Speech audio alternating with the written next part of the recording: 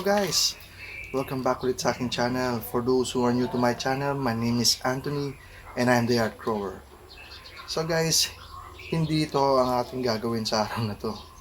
So sabihin ko sa inyo paano nangyari, bakit hindi ko na-video to. So ginagamit ko kasi lagi yung main camera ko pero hindi ko pala siya na-record. So naputol ko na lahat, na-wire ko na, hindi pala na-record. So pakita ko lang sa inyo at i-share ko na rin kung bakit ganito ang itsura ngayon nito. Kasi ito yung pinakauna sa aking mga content sa bonsai. So ganito na siya ngayon. Medyo nagka-problema lang ako. Ang problema kasi ng bougainvillea nabubulok yung katawan niya pag minsan. So ginawa ko, gusto ko siyang i-save kasi halos more than half na yung nawala sa bark niya. So gagawin ko, ilagyan ko siya ng media dito para mag-root. So kalalabasan nito guys, exposed root na. So kaysa naman sa hindi natin siya i-save, ito yung problema ng bougainvillea. So pakita ko lang sa inyo kung anong itsura nito. Yan na siya guys.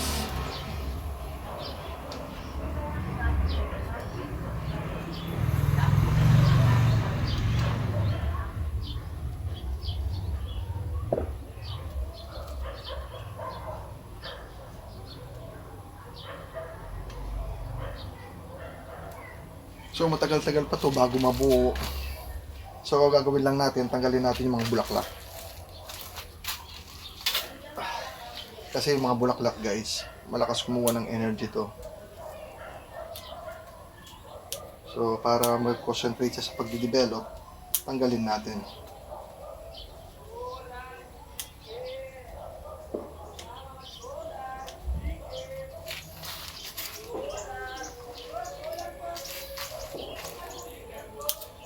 So matagal-tagal na rin itong dinedevelop. So papunta na to sa 3 years guys.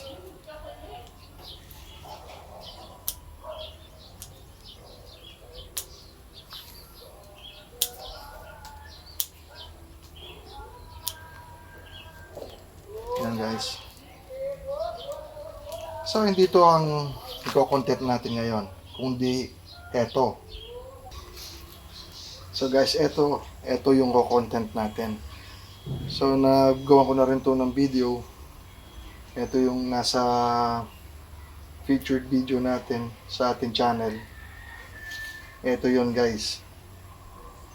Kung di ako nagkakamali. Ito pina-wild natin to. Sa tingin ko magwa 1 year na sa hindi natin pinakialaman. Pinabayaan lang natin. So ngayong araw gagawin natin, puputulan natin ng mga branches, i-reposition natin, tatanggalin yung mga oiled wires. Pero dahil napakatagal nun guys, ipa-pass forward na lang natin. So mamagicin na lang natin to. Kaya ito, naglipat tayo ng lugar kasi biglang umulan. So palit din tayo ng damit kasi pinawisan na tayo. So guys, eto na siya nung matapos natin kalbuhin at tinanggal natin yung mga ibang wire. So tinignan ko lang yung isang group dito ng sanga na winire ko. So pasilin natin to guys. Meron dito na isang sanga na tatanggalin ko. Ito, hindi ko muna sinagad yung mga pagputol ng sanga kasi titignan natin yung flow nung pabuwan nung canopy nito. So dapat ma-maintain natin yung triangle shape o conical shape nito. So eto na, tatanggalin natin ang sangang ito guys. Eto, medyo na wala na sa flow. Yun. So ito lalagay natin dito. Tapos to i-adjust natin, reposition natin itong sangang to dito. So So simulan natin ang pag-wire guys.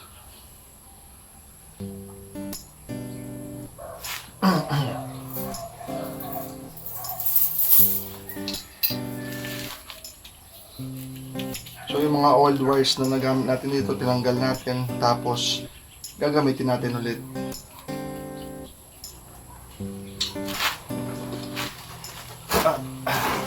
Sulan natin guys.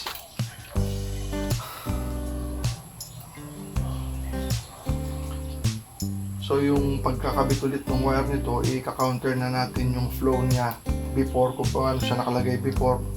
Pabaligtarin na natin yun guys, para hindi niya na madaanan yung mga pinagdaanan ng wires niya before.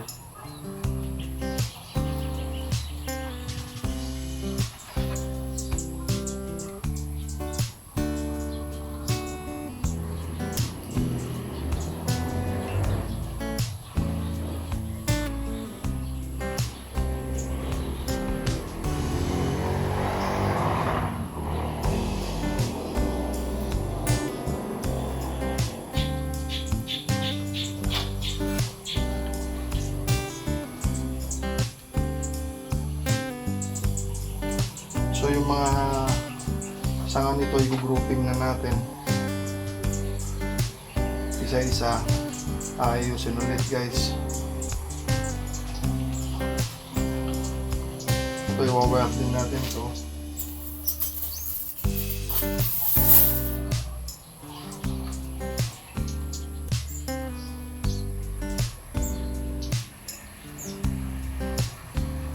Anchor natin dito.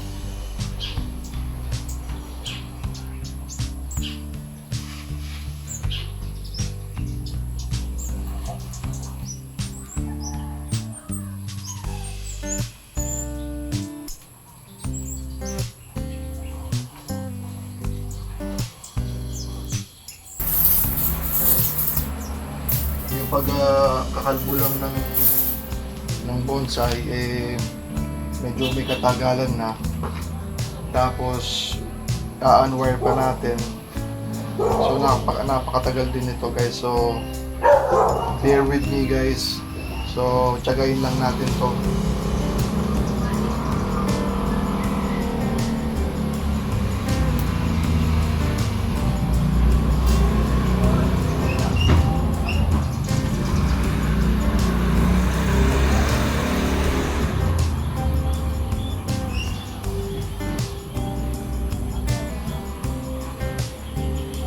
Sinasabi ko guys, ito yung pinagdaanan ng wire. So ka-counter na natin yun para hindi niya matakpan ulit, madaanan.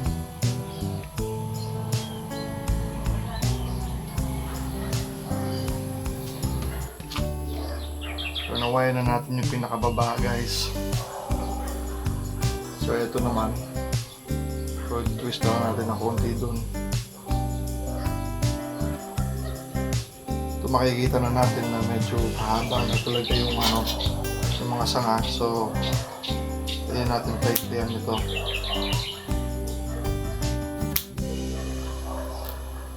Ayan.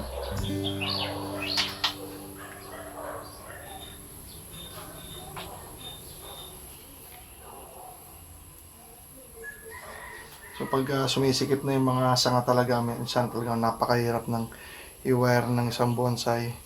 Pag dumadami na yung sanga guys, so tiyagaan lang. Makikita naman natin sa mga masters nito na gumagawa, talagang dahan-dahan lang yung pag-wire nila.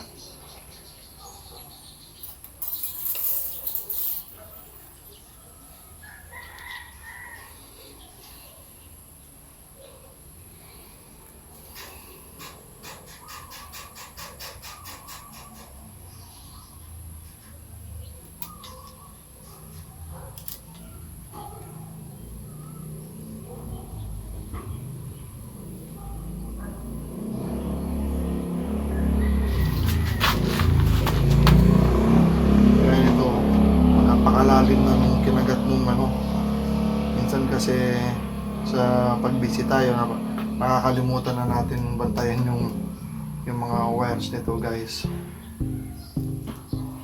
Kapag kasi nakat siya ng wire na sobrang lalim, minsan namamatay yung sanga.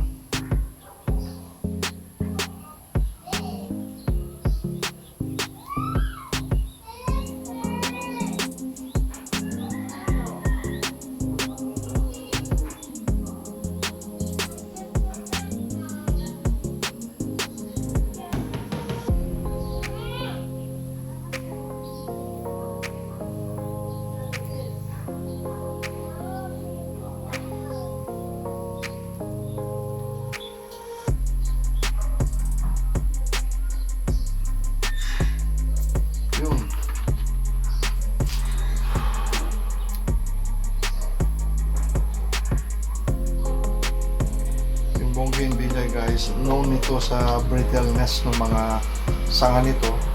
So pag nagbe-bend tayo, dahan-dahan lang guys. Kasi minsan napapasobra yung twist natin sa mga sanga, bigla na lang itong napuputol.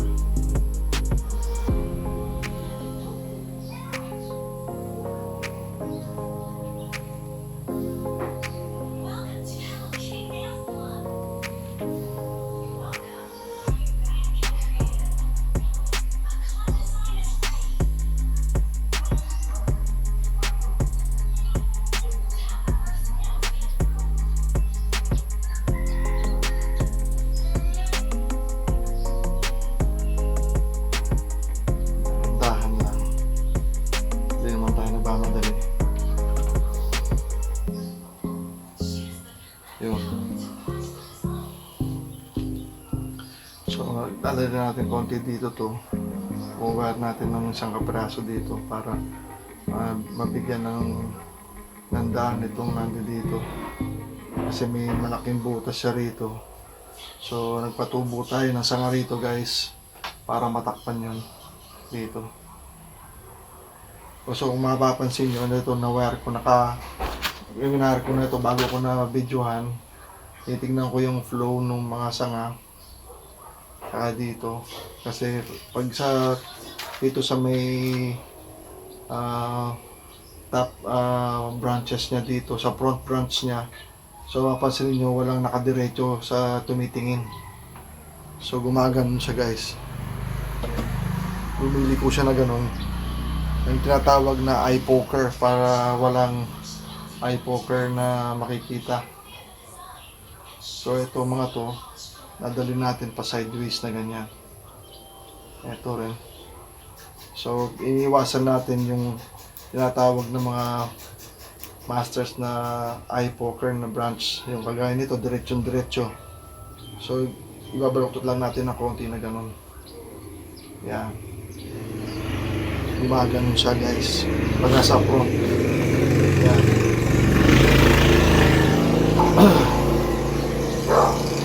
So lang tayo ng ikli-ikli.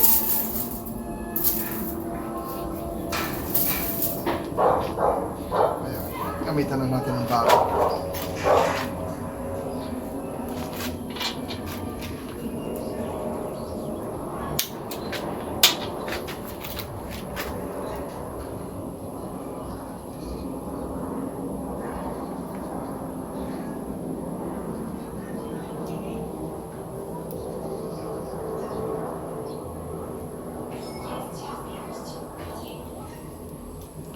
Tiyaga talaga ang pagbubonsai guys.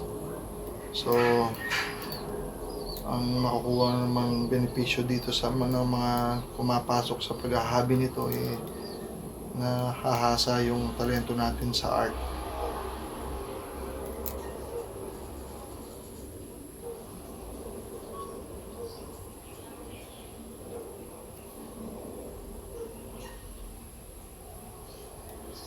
Yun.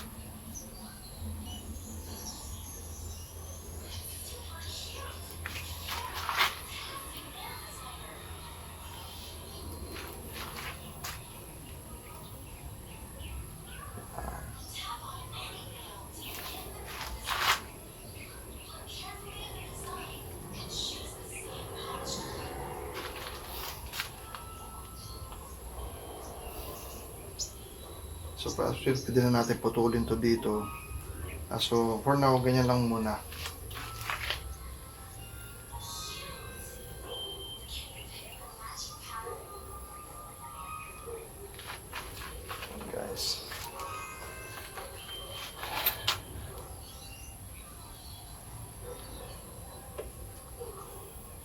Yung sinasabi ko.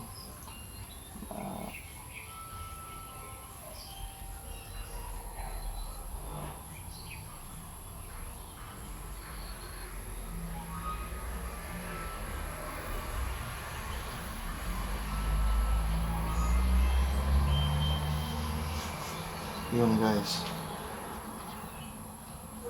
Makikita nyo yung from here. So nagle-layer yung mga sanga. So para makuha natin yung pabilog na canopy.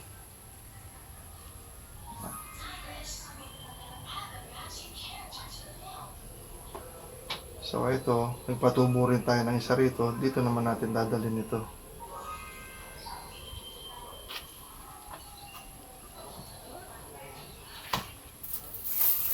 Lang natin. Okay. So guys, kahapon pa to nang walang dilig. Hindi natin diniligan to kahapon pa. Para hindi masyadong ma-brittle yung mga sanga. Yun. Sorry. So yun guys. Yung walang sangang tumubo rito, nagkaroon ng sanga rito. So yung flow niya pag ganun. Yan. Nakikita nyo. May i-close up natin pagtapos guys. So ito isang group din nito. Actually baka ito gagawin kasi medyo maluwag dito. Hindi natin idadapa dito. Ito na lang sa taas to. Gaganon natin. Yan, tapos to medyo ibaba para matakpan ng konti rito. Tapos ito gaganon natin yan guys. Tandaan lang guys.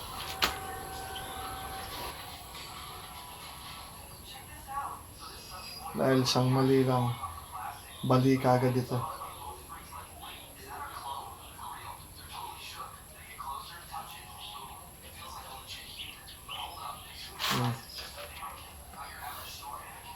So papansinin nyo, naka-layered yung mga branches ko. Yan. Naka-layered yan guys. So para pagtubo ng canopy, hindi siya pantay na nakapa-slide sa na triangle na ganun.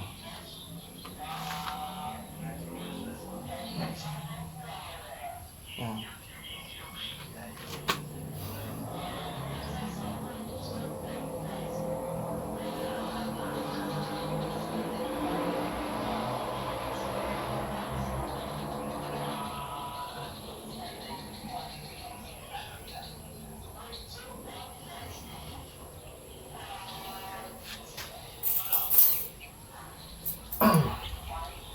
Ito medyo matigas to.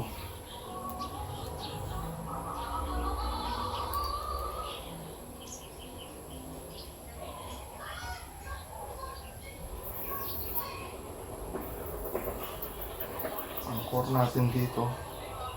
Yan. Ito yung naiwasan lahat yung mga node guys.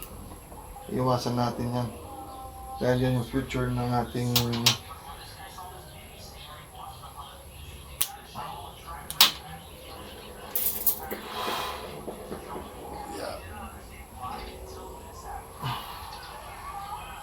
so huwag nyo masyadong pepersahin yung mga nito. Yung mga pag-bend natin, hindi ito katulad ng Picos na kahit na gaano ka liko yung gawin mo flexible yung mga sanga. Ito medyo marupok kasi yung mga sanga nito guys. Yan. So nagkaroon siya dito ng isang layer. Ito. So kung binaba natin yan, may siyang malaking butas dito. So naka-layered din siya guys. Kita nyo. Ito medyo napahaba lang ng konti pero okay lang. Hindi naman yan final. Pag puputulin pa natin yan. So, na-wire natin yung kalahati nito guys. Ito na lang yung natitira. So, pasensya na kayo kung mahaba yung mga videos natin ginagawa. So, para lang ma-explain natin na maayos. So, nasa nanonood naman yan kung panonoorin niya yung buong video. So, para sulit guys.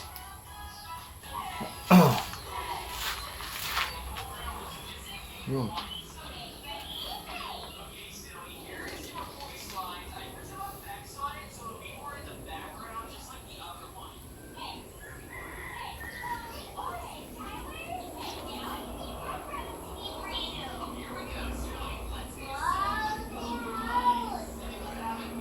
So, tatlong group na lang. Dito sa side na to, meron pa tayong isa rito. So, gawin muna natin ito. So, nakikita nyo to guys. Medyo maluwag siya rito. So, iangat natin na konti na ganun. Okay.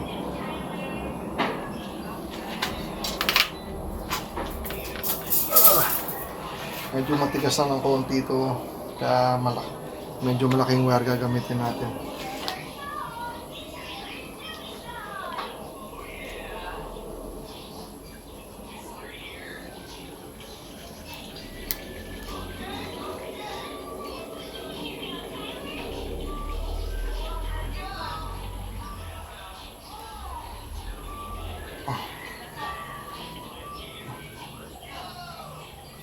Yun lang.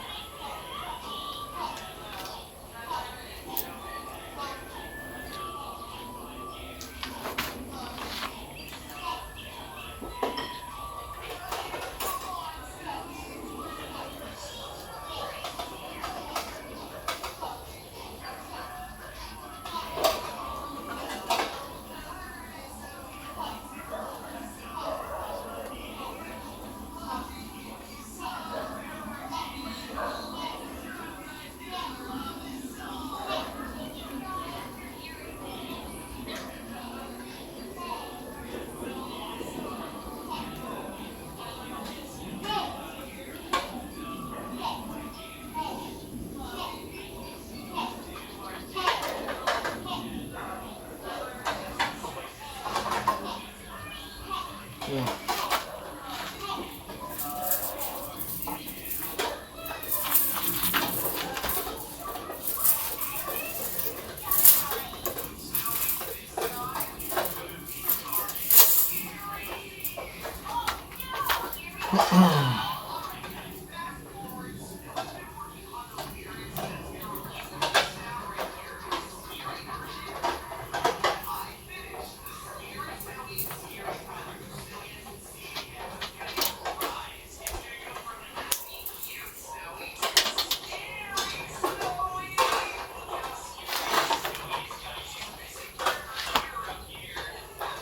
Kung mapapansin nyo guys, ulit-ulit ko sinasabi na i-counter natin yung mga minsan kasi nakakalimutan yung dinaanan ng wire tapos nababalikan ng wire. So yun na yung dahilan kung bakit magda-die back yung ating bonsai, yung ating sanga. So isa rin factor kung bakit nagda-die back yung mga sanga kasi hindi to na aanuan ng sun, hindi ito nasisikatan ng araw. So kaya yung mga layered nung branches, naka-layered yung branches guys para lahat ng sunlight matamaan yung mga sanga. Kasi pag hindi natamaan ng sanga yung ng araw yung branches, mga branch natin, yun din ang cost ng pagkapatay ng isang sanga.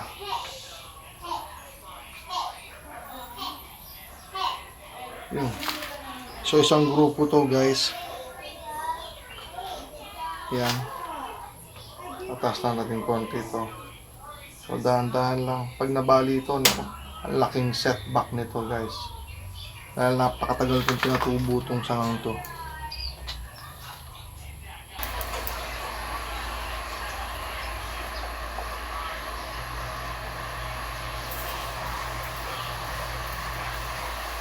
Ayan.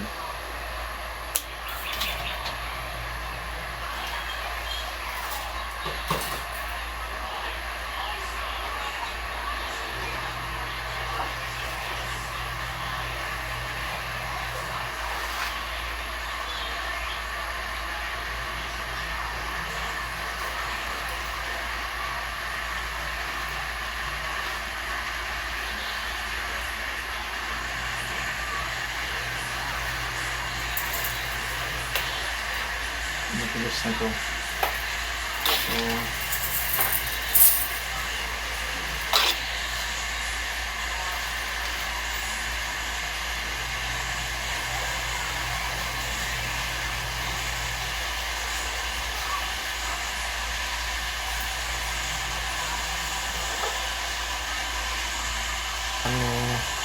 pagdating ng araw, dito dadaan yung wire. Ayan.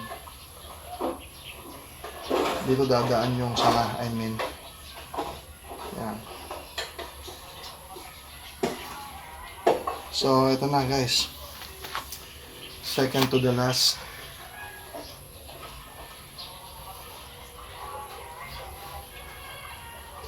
So, sa tingin ko, dito siya sa flow na to dadalhin.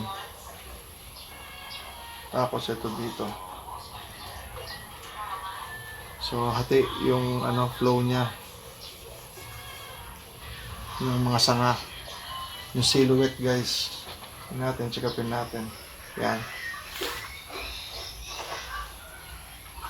Yun. Ito kasi guys, kaya nakapababa na itong dalawang ito. Pag tinubuhan ito na sanga, ito na yung magiging parang dome na canopy. Bilog na siya rito. Pagpadapa na lahat yung wire ko dito. Hanggang dito ko na lang gustong pataasin ito.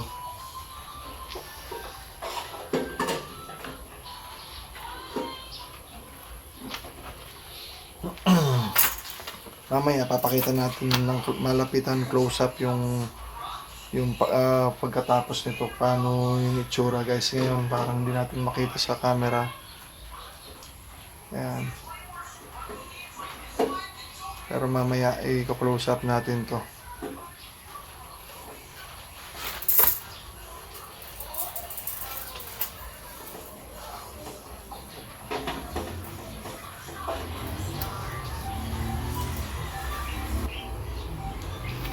So iniisip ko kung tatanggalin ko ba to o sasama ko sa layer. Tingin ko sasama ko na lang to guys. So for now, tapos ito dadalhin natin ng konti dito. Nakita nyo, naka 1, 2, 3 din ito.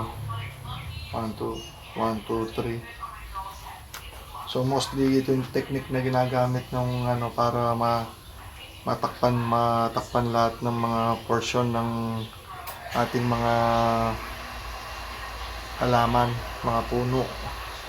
Mas mabilis nating mabuo pagka meron kang technique na sinusundan. Pwedeng 1, 2, pwedeng 1, 2, 3. So naayon to sa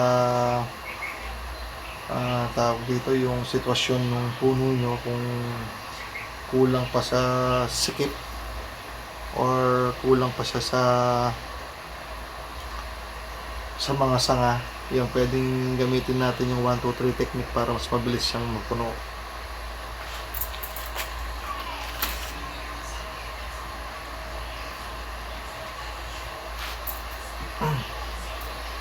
Matigas na pong isa.